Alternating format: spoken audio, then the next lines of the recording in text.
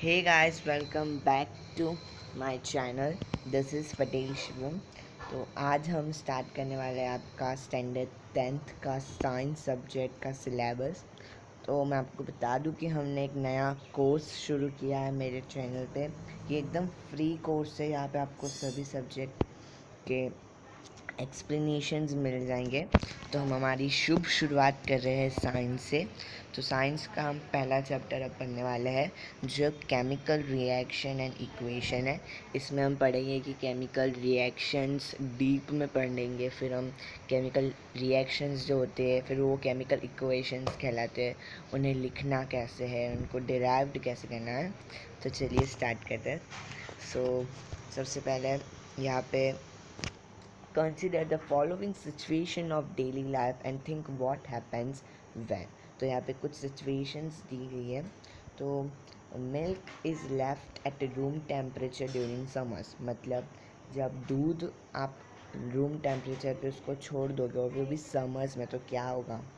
तो उसके अंदर रिएक्शन होगा। उसके अंदर रिएक्शन ये होगा कि समर में पता है आपको टेम्परेचर कैसा होता है, जब टेम्परेचर इंक्रीज़ हो जाएगा और दूध को मिल्क को एक कोल्ड टेम्परेचर चाहिए, तो वो उसको टेम्परेचर नहीं मिलेगा, तो ऑब्वियसली वो क्या होगा, वो फट जाएगा।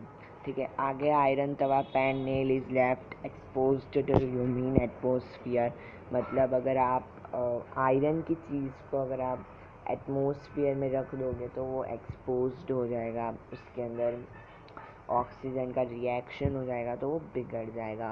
ग्रेप्स गेट फर्मेंटेड, मतलब ग्रेप्स देखोगे तो पहले वो एकदम जूसी होती है, बट थोड़े टाइम के बाद वो एकदम सूख जाती है, उसके अंदर जो भी जूस होता है वो निकल जाता है, फिर हम उसको खाते हैं। जैसे कि आप ड्राई ग्रेप्स बोलते हो, जिसे हम किशमिश बोलते हैं।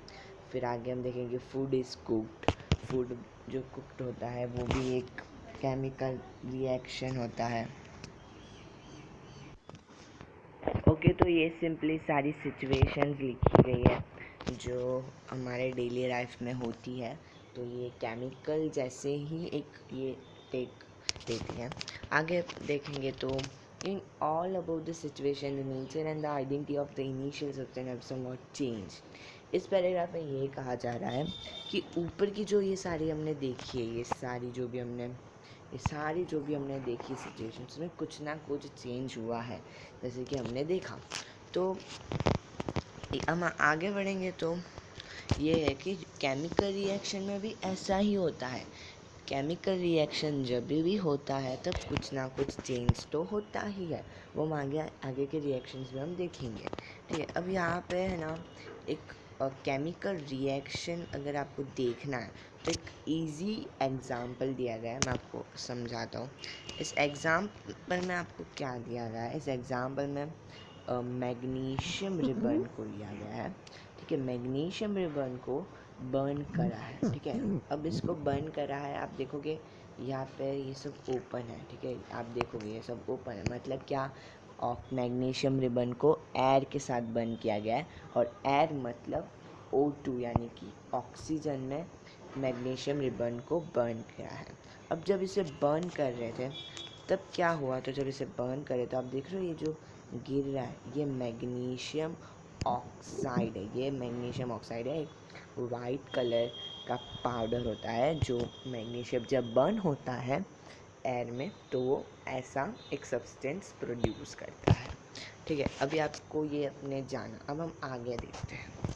आगे आप एक देखिए, burning of magnesium ribbon in air and collecting of magnesium oxide. ठीक है, अब हम यहाँ पे एक इम्पॉर्टेंट पैराग्राफ पढ़ेंगे। तो इस पैराग्राफ में क्या लिखा है? तो you must have observe that magnesium ribbon burns with a dazzling white flame and change into white powder। Magnesium ribbon burn हुआ और वो चेंज हुआ वाइट पाउडर में। This powder is magnesium oxide. It form due to the reaction between magnesium and oxygen present in the air. जैसे मैंने आपको बताया, यहाँ पे बताया गया है जो पहले रिएक्शन हुआ है वो यहाँ पे बताया गया है। अब यहाँ पे एक पैराग्राफ है, बट हम इस एग्जाम्पल को नहीं देखेंगे क्योंकि ये इतना इम्पॉर्टेंट नहीं है। जो ये वाला एग्जाम्पल है ये इम्पॉर्टेंट है, तो ये एक बार आपको देख लेना है कि magnesium ribbon burns with oxide. ठीक है, ये वाला एक देख लेना, बहुत इजी है परफॉर्म करने के लिए। ठीक है, अब यहाँ पे हम एक चीज़ देखेंगे। तो जब भी केमिकल रिएक्शन होता है तो एक चीज़, एक फैक्ट हमने दे दिया कि जब भी केमिकल रिएक्शन होता है तो वो कुछ ना कुछ चेंज करता है। बट क्या चेंज करता है, कैसे चेंज होता है? तो चेंज इन स्टेट, मतलब अगर पहले केमिकल रिएक्शन के पहले एलिमेंट्स अगर सॉलिड में है तो वो फिर रिएक्शन के बाद गैसियस में हो जाएगा, या तो फिर वो लिक्विड में हो जाएगा। फिर चेंज इन कलर, उसका कलर चेंज हो सकता है। इवोल्यूशन ऑफ गैस, मतलब गैस इवॉल्व हो सकते हैं। चेंज इन टेम्परेचर, पहले टेम्परेचर कम हो फिर ज़्यादा हो जाए, पहले ज़्यादा हो फिर कम हो जाए। तो ये सब जो है ये चेंज होते हैं। इस चेंज मतलब इस प्रकार से केमिकल रिएक्शन के बाद चेंजेस होते हैं। अब यहाँ पे हम देखेंगे कि as we observe that the changes around us, we can see that there is a large variety of chemical reaction taking place around us। मतलब हमारे आजू बाजू लार्ज अमाउंट में, लार्ज वेराइटीज़ में केमिकल रिएक्शंस होते हैं। We will study about the various type of chemical reaction and their symbolic representation in this chapter. हम इस चैप्टर में यही पढ़ेंगे कि केमिकल रिएक्शन कैसे होते हैं, किस प्रकार के होते हैं, उनको लिखा कैसे जाता है। अब यहाँ पे हम देखेंगे कि केमिकल इक्वेशन। ठीक है, अब हमने केमिकल रिएक्शन देख लिया। हमने पहले ऊपर देखा मैग्नीशियम को और ऑक्सीजन को हमने रिएक्शन करवाया। बट अब हम देखेंगे कि केमिकल इक्वेशन, जहाँ आप केमिकल रिएक्शन करवाते हो वहाँ पे आपको उसे लिखना भी होता है। तो यहाँ पे अभी हम देखेंगे।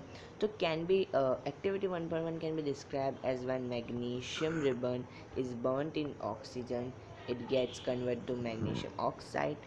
This description of a chemical reaction in sentence form it's quite long।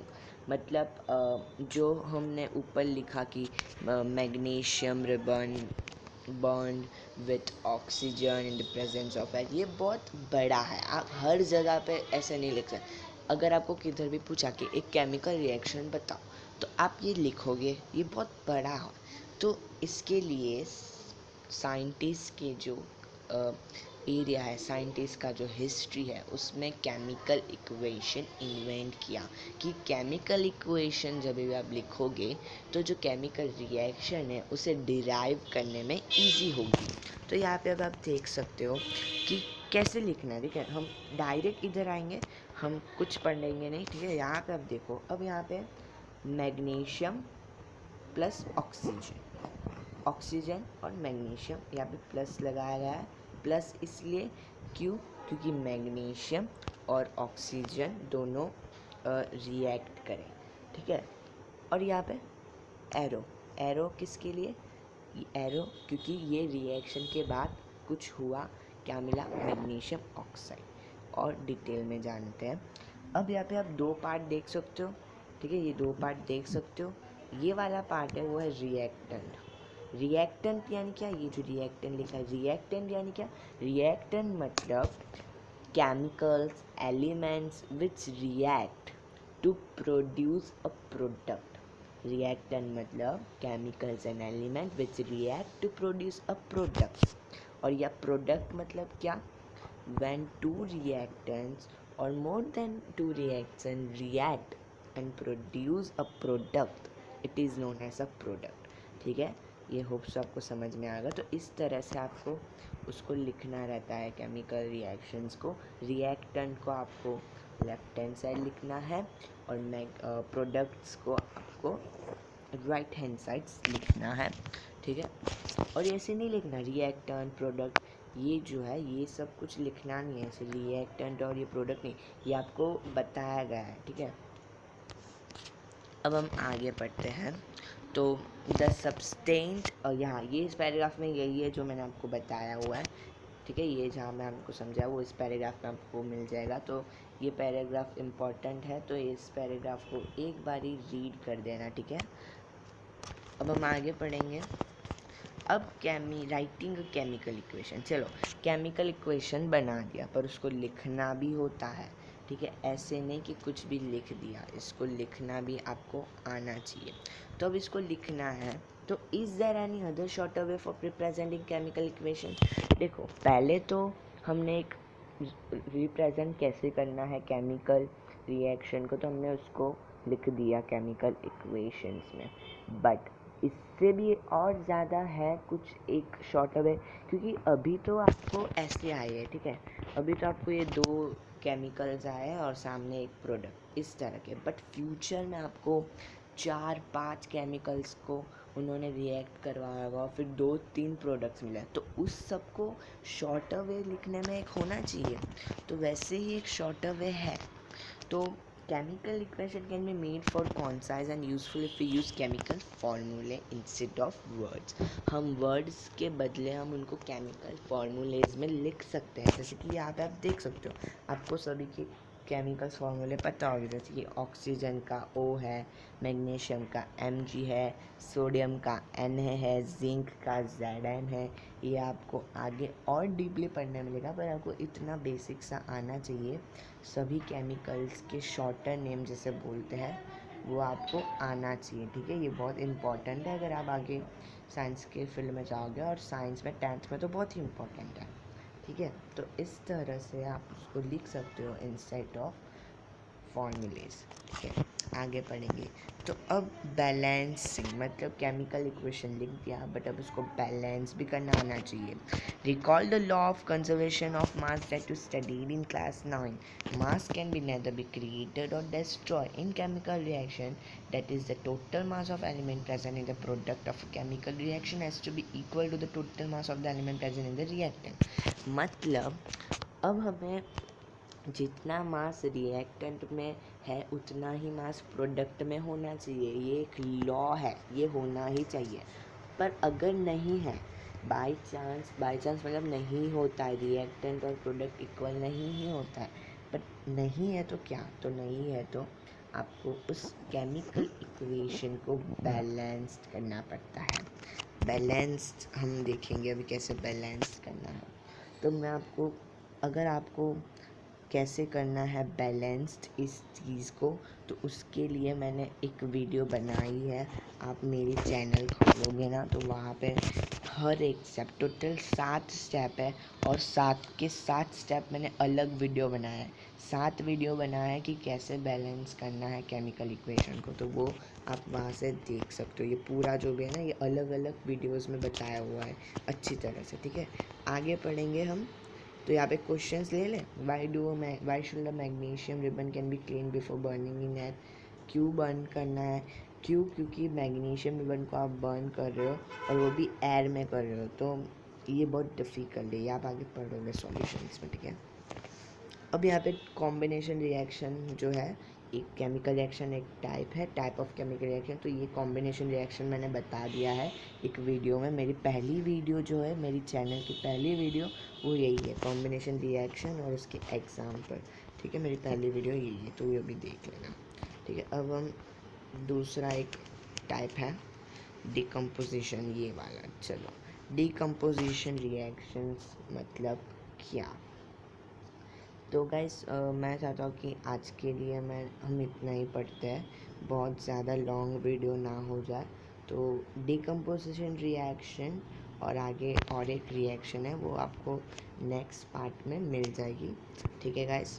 तो आप नेक्स्ट पार्ट देखना मत भूलना, और अगर आपको ये पार्ट अच्छा लगा हो तो मेरे चैनल को सब्सक्राइब करके जाना, इस वीडियो को लाइक कर देना, और अपने फ्रेंड्स के साथ शेयर करो भाई, क्योंकि यूट्यूब पे फ्री कोर्स है स्टैंडर्ड 10th का, और इस कोविड में फ्री कोर्स, फ्री ना सिर्फ साइंस नहीं, मैथ्स भी, इंग्लिश भी, एंड एसएस यानी कि हिस्ट्री, ये और एक्स्ट्रा जो 3 सब्जेक्ट्स हैं वो भी, प्लस हम आपको IMPs भी देंगे, ठीक है। तो प्लीज़ मेरे चैनल को सब्सक्राइब करना और उसको शेयर करना। ओके गाइस, मिलते हैं पार्ट 2 में। बाय।